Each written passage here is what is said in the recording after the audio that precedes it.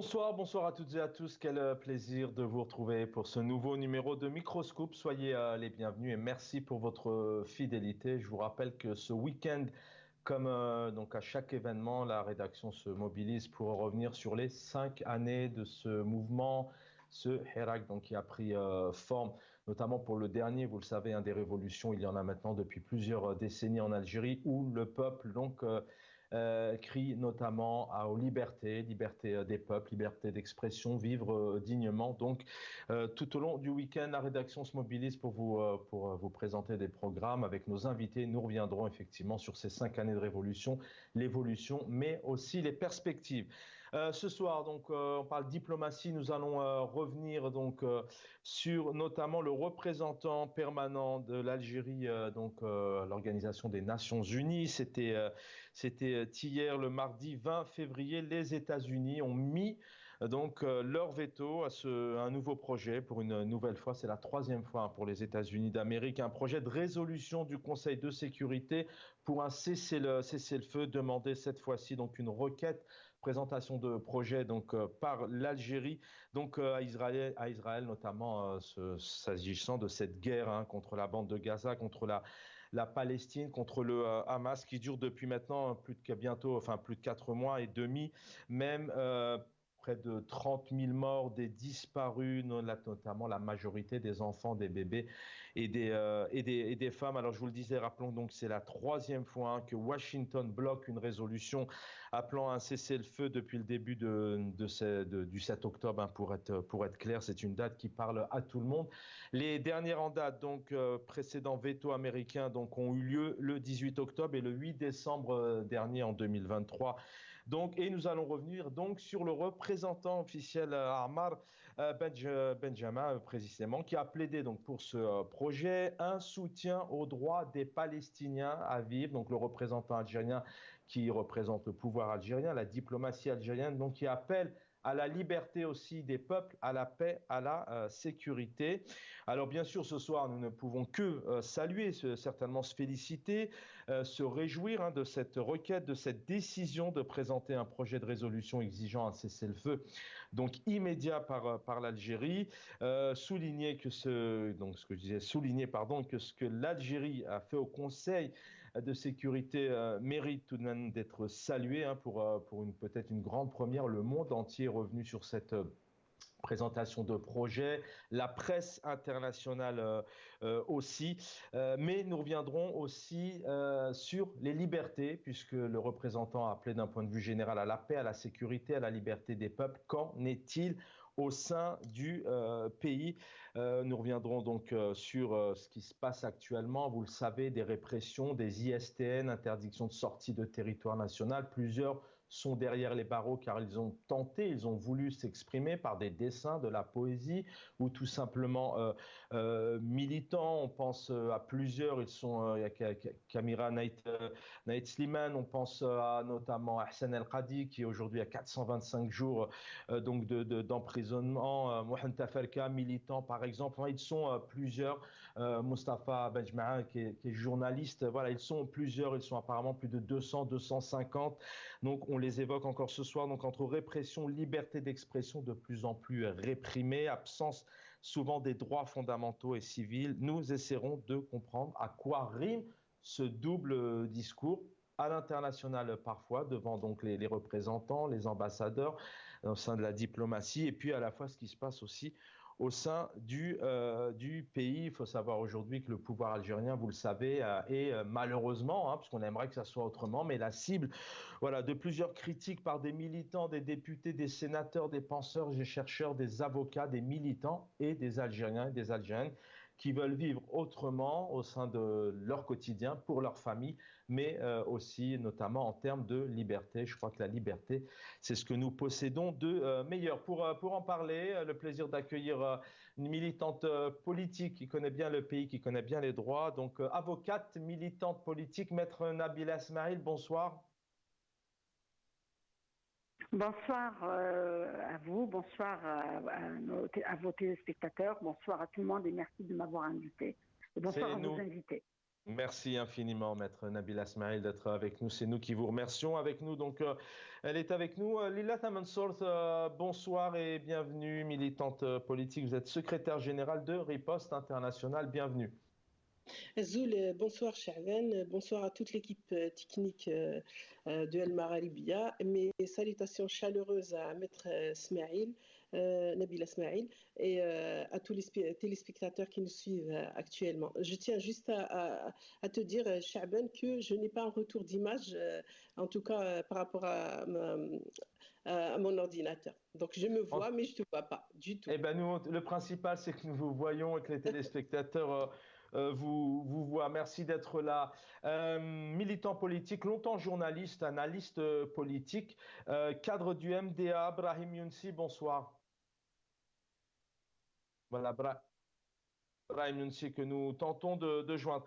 Maître Nabila Smail, je vais commencer par vous. Vous êtes avocate, juriste, vous défendez depuis maintenant plusieurs années, notamment des Algériens et des Algériennes qui sont confrontés notamment parfois à des accusations autour des libertés. Tout de même, on peut se féliciter, se réjouir de cette présentation de projet de résolution.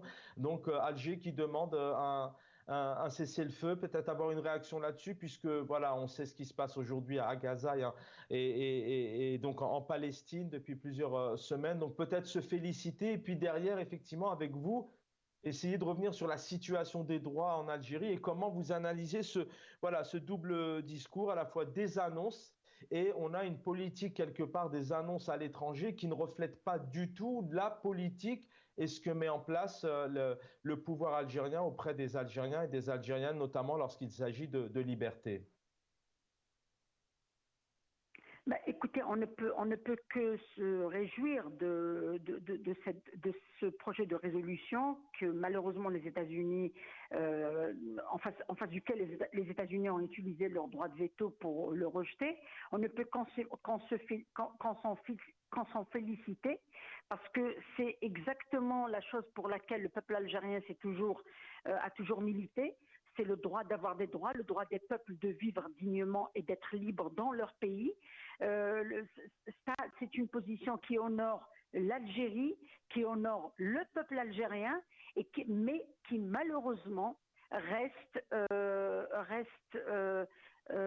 suscite des interrogations et beaucoup de peine. Nous sommes contents d'être un pays qui continue à lutter pour que des peuples soient libres et nous sommes heureux d'être toujours aux côtés de la cause palestinienne et d'exister et d'imposer une autre voie que celle de cette dictature, de cet apartheid qui est en train d'éliminer tout un peuple et de spolier un peuple de son pays. Mais nous sommes aussi désolés de voir qu'à l'intérieur, la situation de liberté n'est pas du tout réjouissante et qu'on ne peut pas avoir un double visage, c'est-à-dire lutter pour la liberté et la dignité du peuple palestinien et continuer à réprimer les jeunes ou des militants ici en Algérie qui ont choisi de rester en Algérie, de lutter en Algérie et on ne peut pas comprendre cette double réaction.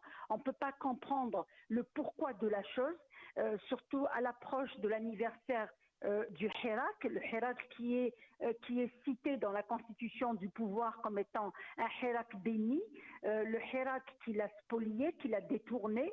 Donc nous n'arrivons pas à comprendre pourquoi ce double langage, pourquoi ce double visage, pourquoi cette réaction envers un peuple qui a toujours lutté pour sa dignité et la dignité de tous les peuples réprimés. Donc vous savez, je vous jure que ça fait mal parce qu'à l'extérieur, je suis contente qu'on soit un pays, que l'Algérie, c'est beau de dire que l'Algérie c'est un très beau pays, c'est un pays qui a une très belle histoire, c'est un pays qui a conduit l'une des plus belles révolutions au monde, c'est un pays qui a rejeté toute forme de colonialisme qui a toujours vécu, qui a toujours lutté pour les libertés, je ne comprends pas et je ne peux pas tolérer qu'en 2024, nos jeunes soient encore réprimés, qu'il y ait dans les prisons algériennes de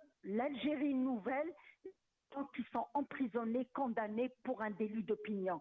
Ça, c'est extraordinaire parce que quand vous voyez que, vous savez, à la limite, c'est comme si je pouvais dire que dans la tête du régime ou dans la tête des tenants du pouvoir, il doit y avoir une couleur à la liberté, il doit y avoir une nationalité aux libertés, il doit y avoir des restrictions. Les libertés, c'est sélectif, alors que la liberté, la dignité, les lois, le droit d'avoir des droits, ce n'est pas sélectif. Ça, c'est universel.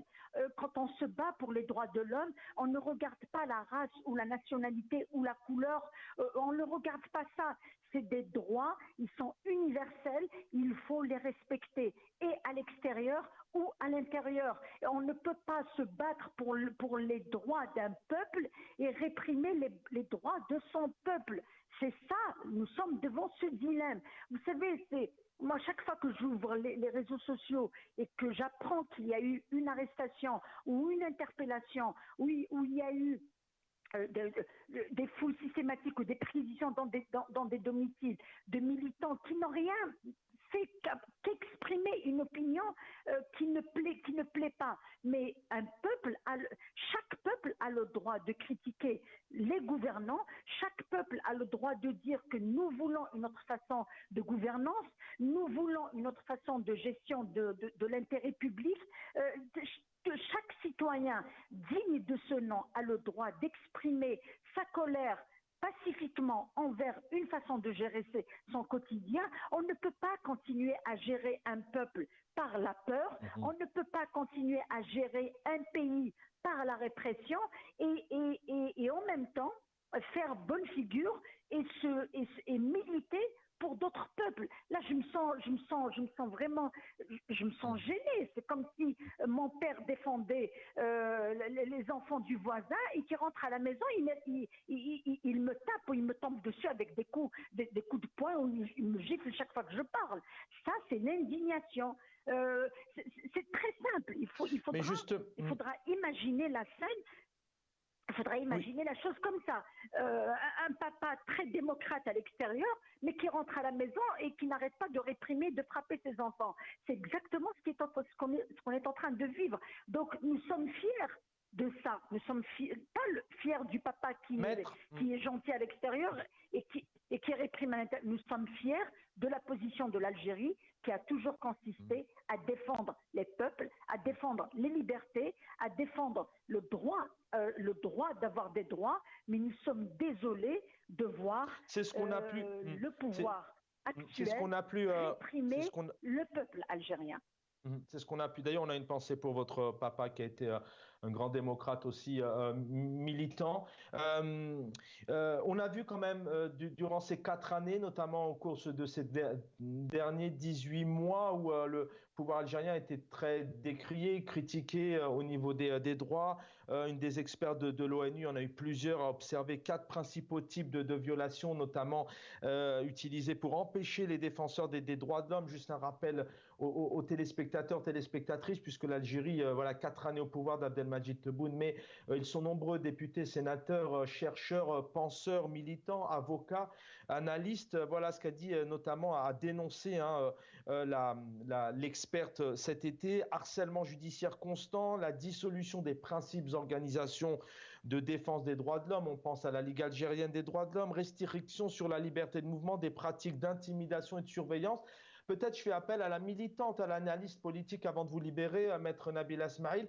Vous disiez tout à l'heure que vous ne comprenez pas, mais quelque part, quel avis vous avez sur ce double discours, ces doubles méthodes, ces doubles annonces? Est-ce que là, l'Algérie rentre sur quelques mois qui vont arriver sur 2024, élection présidentielle? C'est aussi peut-être pour se redorer le blason, passer un message aux Algériens en disant que oui, l'Algérie est pour les libertés? Non, le message les Algériens ont compris une seule chose. Ils ont compris que ça ne peut pas continuer comme ça. On ne peut pas bâtir une force régionale quand on n'a pas la paix à l'intérieur. On ne peut pas prétendre défendre des peuples quand on réprime son peuple. Le peuple algérien a compris que ça va mener l'Algérie vers un gouffre et c'est une menace pour la stabilité du pays. Quand vous me parlez des critiques que reçoit le pouvoir de l'extérieur, mais c'est des critiques qui sont fondées parce que l'Algérie s'est libérée de tout ça. Il y a eu des acquis. On ne doit pas renoncer ou renier ou oublier les acquis que le peuple algérien a arraché au prix de sang et de liberté du peuple algérien. Donc on ne peut pas continuer à redorer son blason à l'extérieur et à se faire haïr de la sorte à l'intérieur. Parce que le pouvoir doit commencer par donner des signaux positifs, par aller vers des mesures d'allègement, des mesures de détente pour réinstaurer la confiance entre lui et le peuple. Il y a un fossé énorme qui est en train de s'élargir entre le peuple et les gouvernants. Vous savez, quand on se promène dans les rues, les gens sont complètement blasés. Ils sont fatigués, ils veulent tous partir parce qu'ils ne comprennent pas pourquoi on leur fait ça. Ils ne comprennent pas pourquoi le pouvoir se venge d'un peuple aussi pacifique. Nous avons l'un des peuples les plus extraordinaires. Vous remontez l'histoire de bien avant les Romains, les Byzantins, et vous allez vous rendre compte que le peuple algérien ne cesse pas d'endurer. On n'arrête pas d'endurer la répression. Mais c'est pas possible. C'est comme si on voulait nous faire disparaître. Qu'est-ce qu'a demandé le peuple? Il a demandé d'être consulté, d'être respecté. Il a demandé de lui laisser le choix de choisir ses représentants, le choix de parler, de s'exprimer, de bâtir son pays. Souvenons-nous tous que pendant les années du Hirak, même la diaspora avait décidé de revenir pour construire le pays. La diaspora s'organisait pour venir investir en Algérie. Et là, tout le monde veut partir parce que qu'est-ce que cherchent les gens? Ils ne cherchent pas à manger un bon plat ou aller se promener ou regarder un film. Ils cherchent à sentir cette paix et cette liberté. Vivre dans son pays librement. Et la liberté, je ne parle pas de cette liberté de tout casser ou d'enlever un pour le remplacer par l'autre ou d'enlever un clan pour et le remplacer par un autre. Je parle de ce sentiment d'être en paix chez soi. Ce n'est pas possible de continuer comme ça. Alors le peuple, quand il voit ça, c'est sûr qu'il est content. C'est sûr que la cause palestinienne est une cause qui est chère au peuple algérien. La cause palestinienne est une fibre très sensible pour le peuple algérien. Mais à la fois, une idée importante pour vous et encore deux petites minutes, je sais que je dois vous libérer. On a Brahim Younsi qui vient de nous rejoindre et aussi qui est très pris. Et avant, Lila Mansour est avec nous aussi. Juste voilà pour terminer avec vous, mais à la fois les Algériens se réjouissent, il y a ce message, mais à la fois les Algériens ont été privés et sont encore privés aujourd'hui, notamment de manifester comme tous les autres pays du monde, donc pour soutenir, pour ceux qui le souhaitent, notamment la Palestine. Hein. Vous savez ce que font les Algériens maintenant? Ils sont en train de partager toutes les manifestations de l'Occident sur les réseaux sociaux. Chaque fois qu'il y a une manifestation à Rome ou à Londres ou ailleurs, les Algériens se contentent de le partager pour manifester leur colère et leur envie de manifester aussi. Mais la peur du pouvoir fait que même une simple manifestation pour soutenir un peuple réprimé chez lui, elle est interdite. Donc vous savez, on ne peut plus continuer comme ça. On ne peut plus continuer à jouer au chat et à la souris. Le pouvoir a peur, le peuple a peur. Jusqu'à quand? Et où est-ce qu'on va aller avec cette peur? On ne peut pas construire un pays, on ne peut pas protéger l'Algérie. C'est tout le monde a peur de tout le monde a peur de bouger, le pouvoir a peur du peuple, le peuple a peur du pouvoir. Jusqu'à quand? Où est-ce qu'on va aller comme ça? Il est temps d'ouvrir le champ médiatique, il est temps d'ouvrir un dialogue serein, il est temps d'instaurer, de changer de façon de voir les choses et de façon de gouverner. Il est temps de redonner de l'espoir à cette jeunesse, il est temps de redonner du respect à ce peuple, parce que continuer par la répression, continuer par la peur, fragilise le pays et nous sommes dans une conjoncture mondiale qui veut que chaque pays doit d'abord préserver son unité, doit instaurer la paix à l'intérieur pour pouvoir peser à l'extérieur. C'est tout ce que j'ai à vous dire. Je Merci. m'excuse de ne pas pouvoir terminer l'émission avec vous. Mes respects aux téléspectateurs et à vos invités et je vous remercie de m'avoir invité. Merci infiniment, Maître Nabila Smail, militante politique. Merci avoir été avec nous. Brahim Younsi, bonsoir, cadre du MDA, longtemps homme de médias, journaliste et puis analyste politique. Merci d'être là, Brahim Younsi.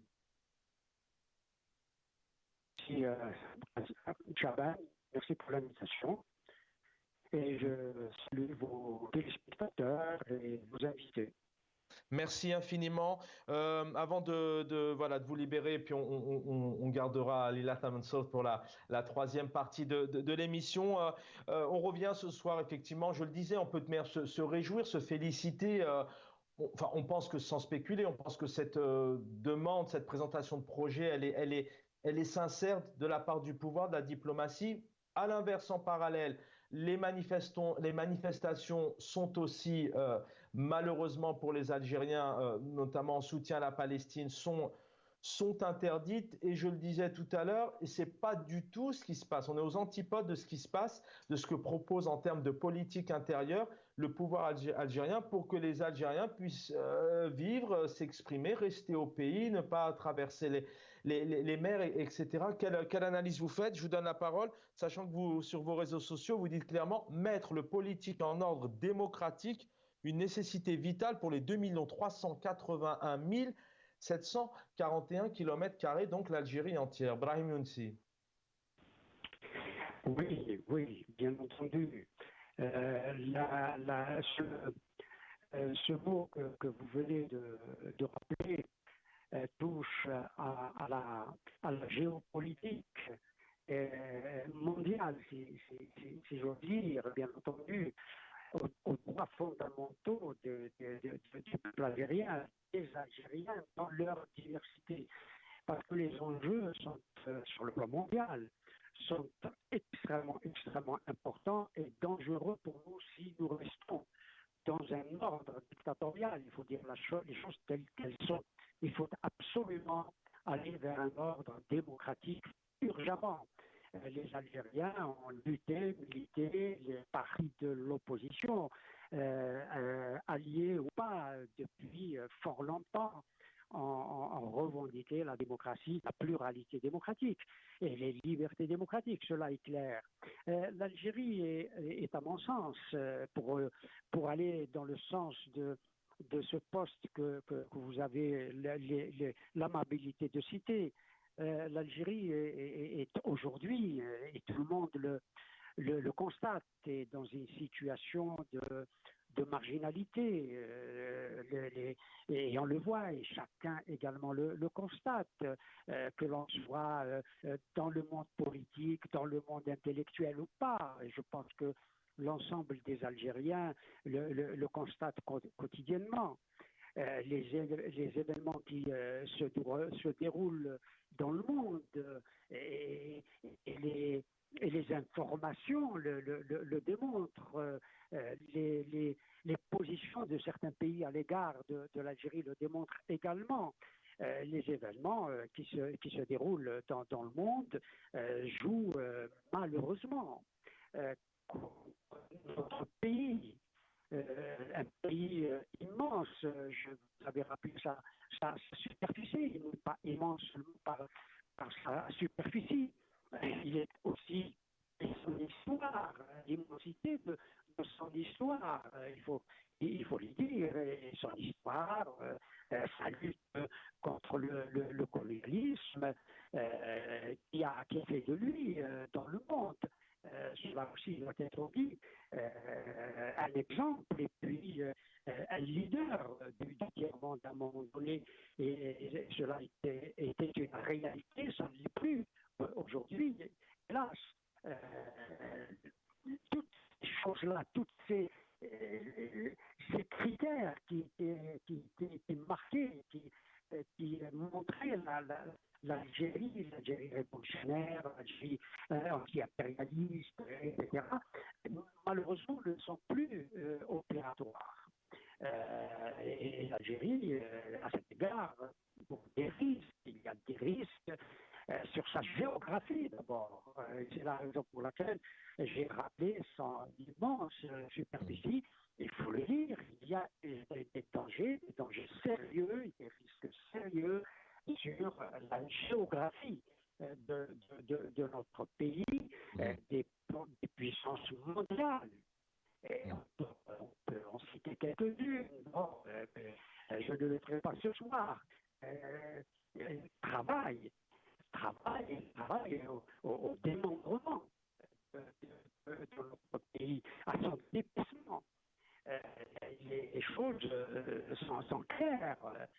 On le voit, certaines puissances qui s'avancent, qui menacent l'immensité et qui convoitent les richesses aussi immenses de notre pays. Et puis, nous assistons, y compris sur le plan mondial, cela est visible à tous ceux qui s'intéressent à la politique mondiale, à la recomposition des nations. Les nations sont en train de se recomposer. Et cela est visible quasiment partout. Les puissances également travaillent à la modification des équilibres mondiaux et régionaux, des équilibres politiques, des équilibres religieux. Aujourd'hui, la religion, il faut dire les choses telles qu'elles sont, est un enjeu mondial. Aujourd'hui, oui. On a peut-être on va essayer ça va, on arrive à vous distinguer, mais on a des soucis exceptionnellement, malheureusement, de réseau. Peut-être 2 dernières minutes, j'espère qu'on va vraiment pouvoir bien vous entendre. Comment, quelque part, quelle analyse vous faites de cette diplomatie, de ce pouvoir algérien, ces doubles discours, peut-être aussi une Algérie qui, effectivement, on le dit encore une fois, et tant mieux, on se réjouit, on se félicite de cette présentation de projet au niveau de ce cessez-le-feu, mais voilà, une Algérie qui a peut-être pas su, une diplomatie en tout cas qui n'a peut-être pas su faire pression, une diplomatie qui a rencontré aussi les autorités américaines il y a aux alentours, je crois, du 25-30 octobre, qui n'a pas su être claire dans le bureau donc du président algérien. Voilà, quelle analyse vous faites aujourd'hui de cette position algérienne vis-à-vis de ce conflit, mais surtout en parallèle avec la politique intérieure? On a un double discours et c'est ce qu'on essaye de comprendre ce soir. Oui, il y a plus, effectivement, entre la politique intérieure fermée, une politique intérieure répressive, et une politique intérieure antidémocratique, et puis la position de l'Algérie, du pouvoir en place sur le plan mondial, sur la politique internationale telle qu'elle se joue aujourd'hui. Mais le pouvoir d'Alger peut avoir une politique étrangère qu'il faut absolument saluer, notamment sur la question de la Palestine. Mais malheureusement, à l'intérieur, il y a une déficience, il n'y a pas de support, non pas à sa politique étrangère, parce que tous les Algériens soutiennent les causes justes dans le monde, toutes les causes justes dans le monde, singulièrement la question palestinienne. La raison, le peuple algérien est aujourd'hui muselé, il ne peut pas exprimer dans des rues de son pays, d'Alger, d'Oran, de Constantine, de Hannada, etc., partout de Madrid, dans le sud de l'Algérie, etc. Cette question-là est une unification, joue à l'unificateur entre les Algériens. Tous les Algériens, quel que soit l'origine, c'est un lien, et qui peut être un lien de tous les liens qu'il y a entre les Algériens, cette question palestinienne en particulier, parce que c'est un enjeu mondial aujourd'hui. La question palestinienne est un enjeu mondial. Mais malheureusement, je l'ai dit au tout début, le pouvoir d'Alger, par sa politique intérieure, est marginalisé sur le plan international et marginalisé du point de vue de sa diplomatie, même si elle s'exprime. Merci Brahim Younsi. Voilà, j'espère qu'on a réussi tout de même à essayer un peu de cerner. Voilà, exceptionnellement, ça arrive rarement avec vous, des petits soucis de réseau, mais voilà, dans les grandes lignes, on a tenté quand même de vous écouter. Lila Mansour, merci d'être avec nous, d'avoir patienté. On va terminer l'émission avec vous. Il nous reste encore du temps. Votre temps à partie est bien évidemment encore là.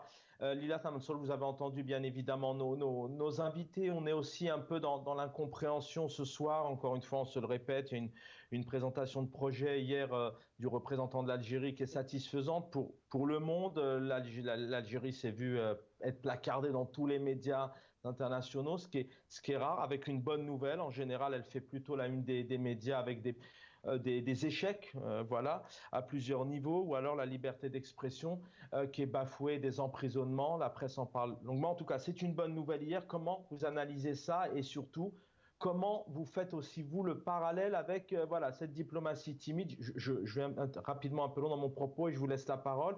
Voilà, une diplomatie qui est assez parfois juste à lancer des messages, une timidité notamment sur la gestion de ce conflit. Et puis on en parle ce soir, la politique intérieure est un désastre vis-à-vis des libertés. C'est pas du tout le message, le message annoncé hier par le représentant, donc l'Algérie. Oui, Chaban, j'abonde totalement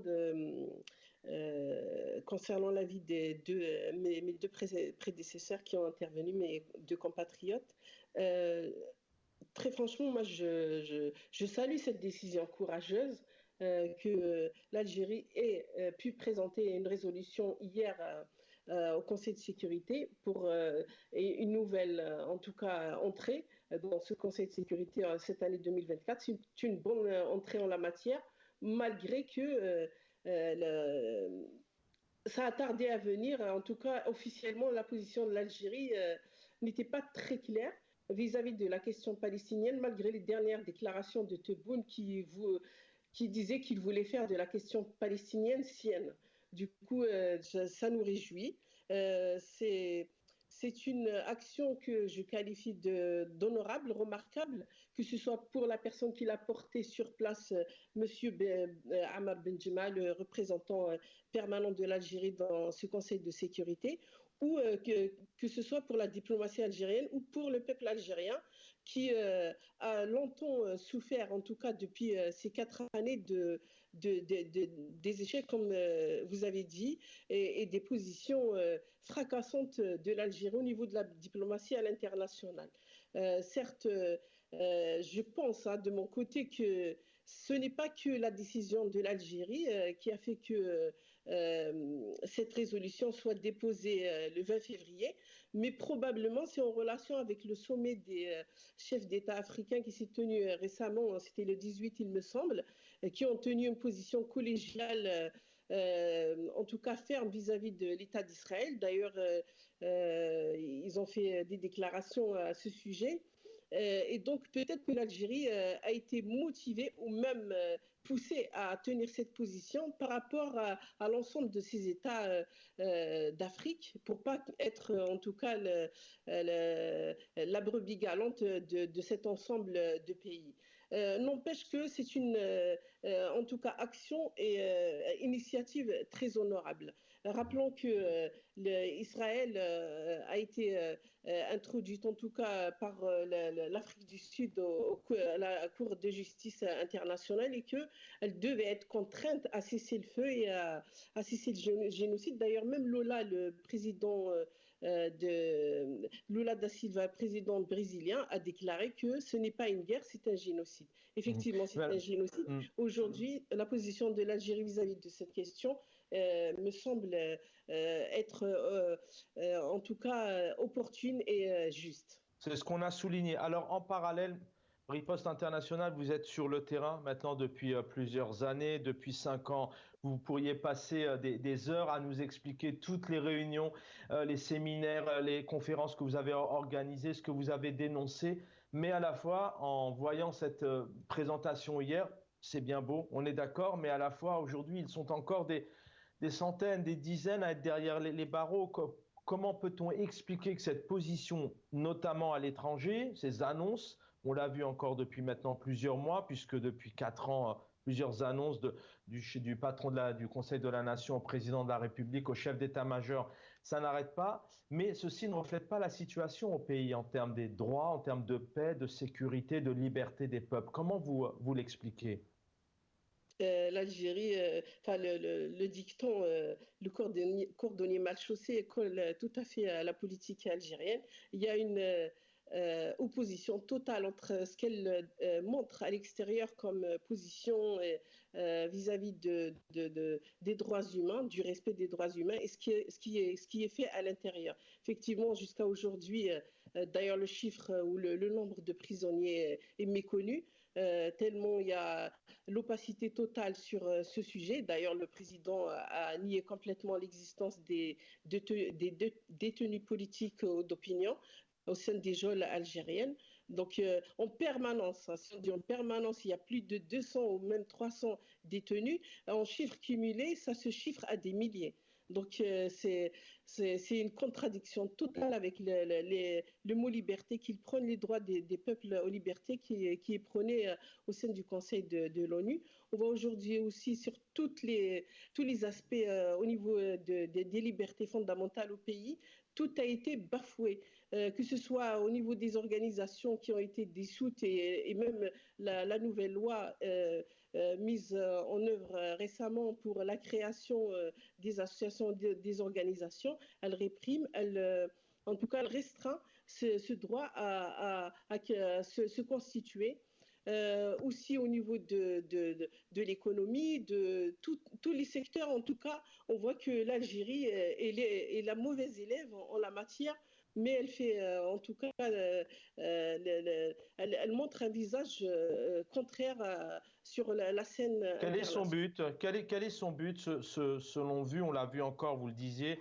Voilà, on se félicite de cette présentation hier, mais les manifestations sont interdites pour le développement de l'Algérie, mais aussi pour les matchs de foot se sont joués longtemps à huis clos en Algérie. Les manifestations pour soutien à la Palestine sont interdites. Quel est le but notamment du pouvoir algérien effectivement d'avoir ce double cette double politique quelque part. À l'intérieur, il y a un degré d'illégitimité, il y a un fossé entre le pouvoir et le peuple. On le dit souvent, les urnes parlent d'elles-mêmes, les gens ne font plus de la politique. On rappelle rapidement, voilà, Karim Tabo, Mohsen Ben Abbas, Fethi Gherres, Zoubeda Assoul, Abdelrazak Mekri, Ali Belhadj qui ne peut quasiment plus sortir. Enfin, voilà. Donc, quel message souhaite faire passer le pouvoir algérien avec cette double politique, on va dire, sachant que 2024 arrive aussi? De toute façon, moi je le dis tout le temps, c'est le pouvoir algérien, c'est comme un serpent qui a été blessé et qui revient, en tout cas avec un venin plus mortel. Donc, à travers les interdictions de manifestations, en tout cas, de tout rassemblement des citoyens, il essaye en tout cas, d'empêcher l'émergence d'un autre Hirak, d'autres revendications, en tout cas de tout ce qu'il craint de ce peuple, c'est qu'il y ait cette masse populaire qui revienne dans les rues comme en 2019. Donc il craint pour sa survie. Et même là en ce moment, ce qu'il fait par rapport à l'international, tout ce qu'il fait comme vitrine, c'est pour préparer ses prochaines élections, les échéances, malgré ce que déclarent certains que ne vont pas avoir lieu. En tout cas, la tendance est à la préparation des échéances de 2024. Mais comment pourrait se comporter, selon vous, on pourrait penser effectivement aujourd'hui que le pouvoir algérien maintiendrait ces élections. On l'a vu malgré le souhait total du peuple algérien. Ils étaient des millions, hein, des dizaines de millions en Algérie à dire pas d'élections. Le pouvoir a imposé ces élections après 3 annulations, 3 reports, hein, si je ne me trompe pas, avant de finir au 12-12-2019. Un fiasco total pour les élections algériennes. Personne dans les urnes. Comment les Algériens selon vous, vont accepter, sans l'accepter, vont se comporter vers cette échéance de 2024?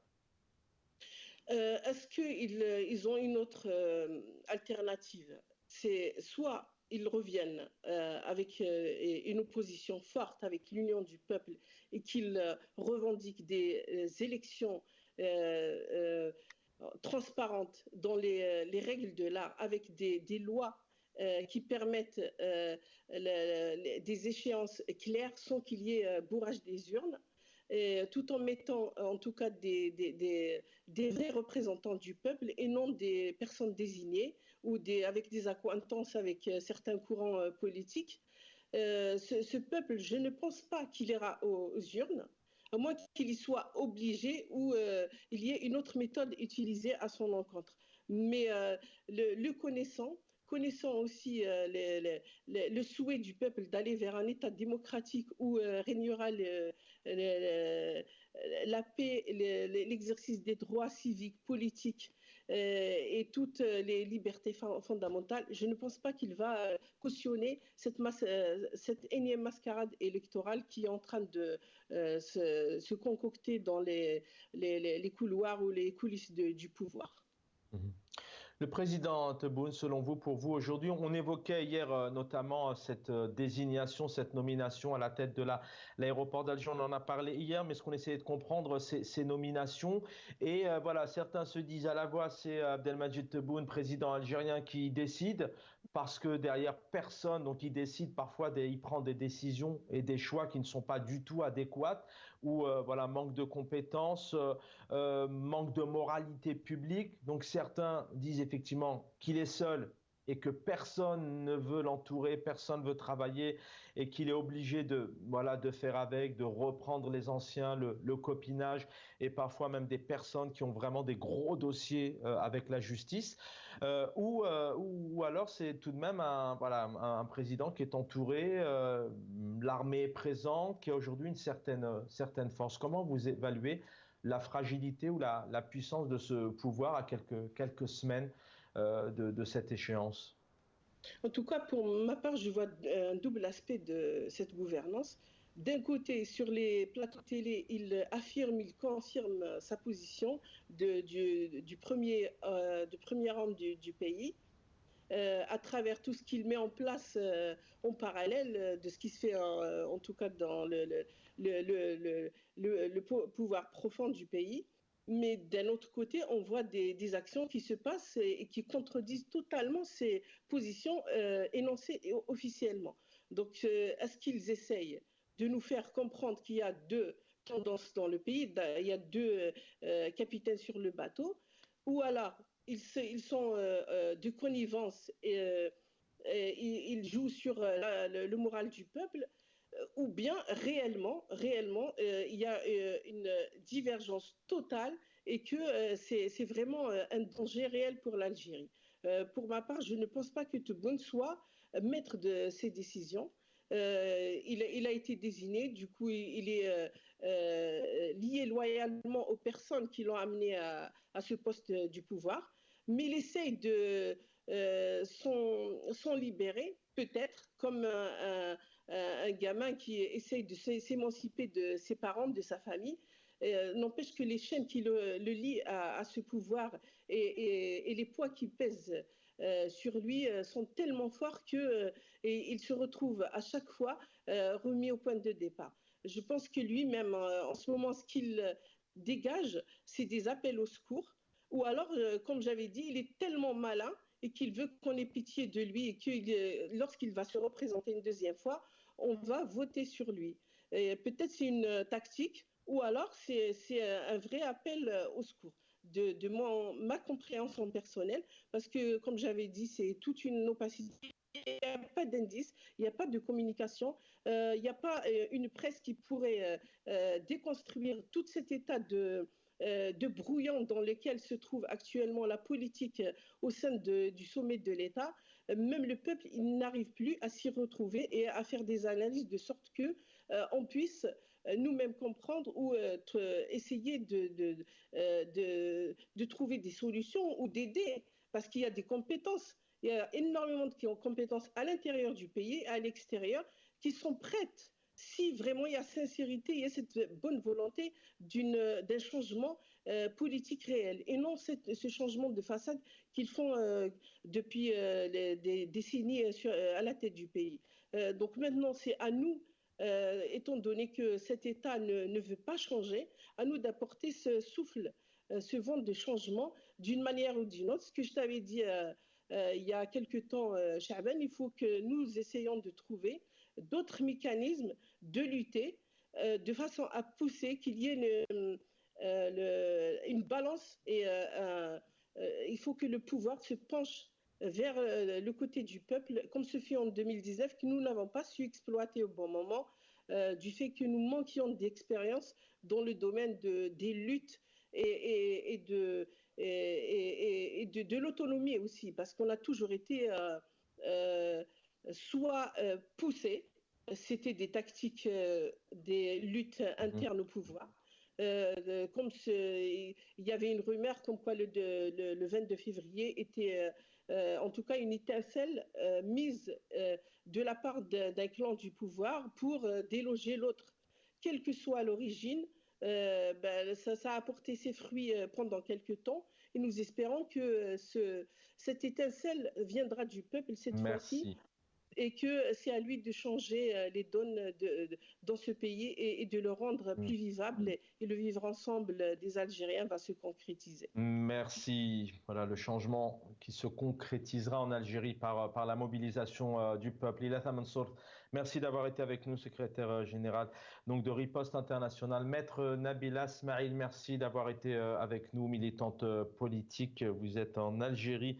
Brahim Younsi, cadre du MDA, analyste politique.